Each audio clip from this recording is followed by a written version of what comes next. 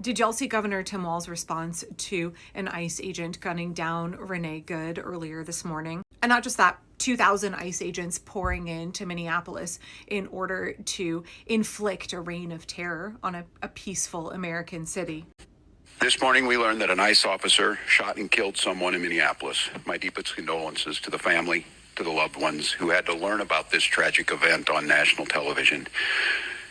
We've been warning for weeks that the Trump administration's dangerous, sensationalized operations are a threat to our public safety, that someone was going to get hurt. Just yesterday, I said exactly that. What we're seeing is the consequences of governance designed to generate fear, headlines, and conflict. It's governing by reality TV. And today that recklessness cost someone their life. I've reached out to Secretary of Homeland Security Kristi Noem, and I'm waiting to hear back. Let me be clear. Donald Trump and his administration may not care much about Minnesota. That's been pretty evident. But we love this state. We won't let them tear us apart. We'll not turn against each other. To Minnesotans, I say this. I feel your anger. I'm angry. They want a show. We can't give it to them. We cannot. If you protest and express your First Amendment rights, please do so peacefully, as you always do. We can't give them what they want. The hearts and minds of the people in this state are on our side. To Americans, I ask you this, please stand with Minneapolis. To Minnesotans, know that our administration is going to stop at nothing to seek accountability and justice. The State Bureau of Criminal Apprehension are working on the investigation. We have activated the State Emergency Operations Center. State Patrol and Minnesota National Guard leadership is connected with the Minneapolis Police Department, the St. Paul Police Department, Hennepin County Sheriff's Office, the DNR, and Minnesota's Homeland Security and Emergency Management.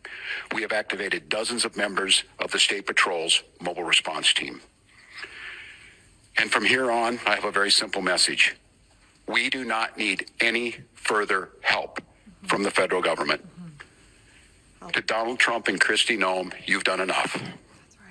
There's nothing more important than Minnesotan safety. I've issued a warning order to prepare the Minnesota National Guard. We have soldiers in training and prepared to be deployed if necessary. I remind you, a warning order is a heads up for folks. And these National Guard troops are our National Guard troops. They're teachers in your community. They're business owners. They're construction professionals. They are Minnesotans. Minnesota will not allow our community to be used as a prop in a national political fight. We will not take the bait.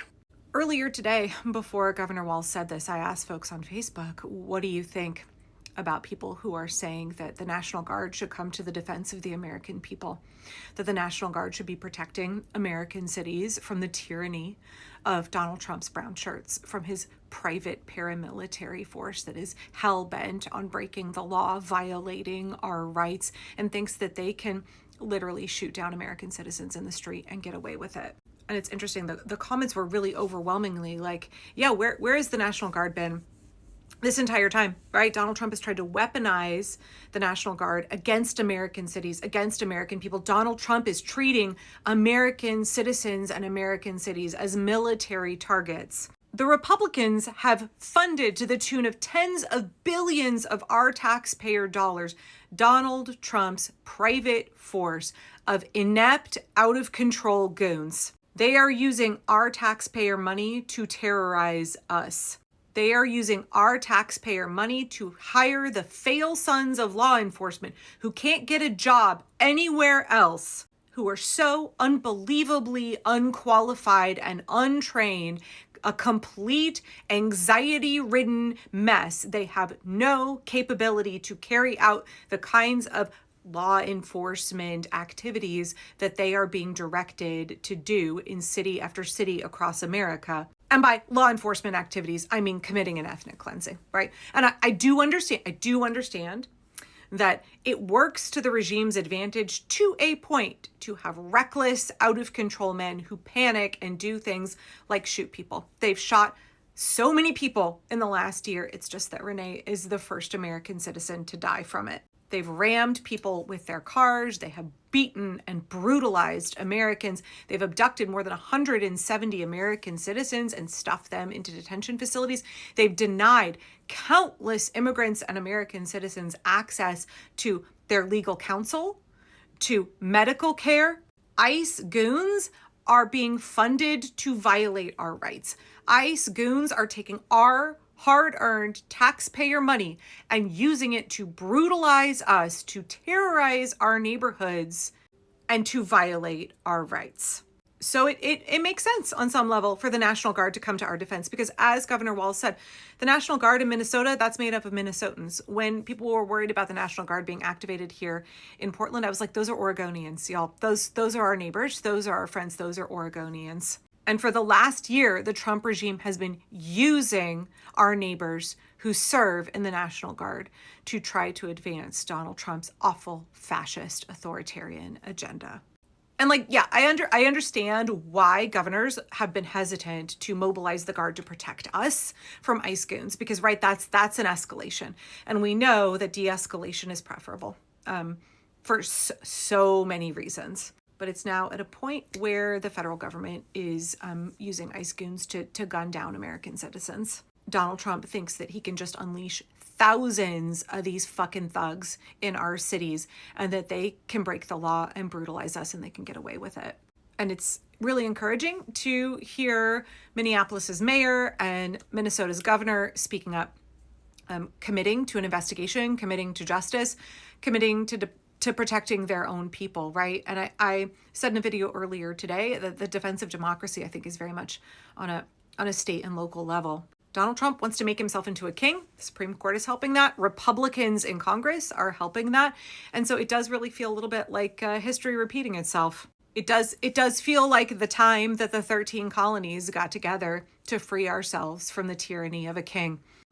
As he was speaking to the press earlier today, Governor Walz also said to Americans who are watching this, if you're in Portland or you're in LA or you're in Chicago or wherever they're coming next, stand with us. Stand with us against this. So what do you think that looks like? What does it look like? When Governor Walz says, stand with us against this, what does that look like in real time, in our real lives? Oregon Senator Jeff Merkley said what happened in Minneapolis today is beyond sickening. He said we need a full investigation and that he was holding Minneapolis in his heart today. But what does it look like beyond that? Beyond platitudes, beyond investigations? What does an actual defense of democracy look like if we're thinking about having these little pockets all around the country? If we're thinking about that local level resistance, it really reminds me of the way that Indivisible talks about building power as the American people. Ezra from Indivisible is always using this word aggregate, and I think that is a really apt term. We all have our little groups, our little protests that are happening, our little grassroots resistance, and when one forms here and here and here and here and here and here, like we end up becoming this big aggregation, and we have tremendous power that way. That's the whole foundation of grassroots organizing, that power comes from the local level and builds up and connects. So how is it that we support each other and we connect our power together? I know that there's lots of communication between different resistance groups that are happening. I know Chicago and here in Portland, we've had loads of communication. So what does it look like for us right now to support Minnesota? How is it that we don't just like show solidarity? The vigils tonight, super important. I think that's really important that we engage in those kinds of acts of solidarity. It also helps us here locally build connections, right? We come together to support someone in a different city, and we're suddenly interacting with, standing next to, singing alongside, holding hands with new people, and we're forming those relationships and we're strengthening our resistance here. But I would really love to know what you think it looks like to stand with Minnesota against what ICE is doing, against what the Trump regime is doing, to actually make a really comprehensive stand to defend our liberty in 2026, all across America. What does that look like?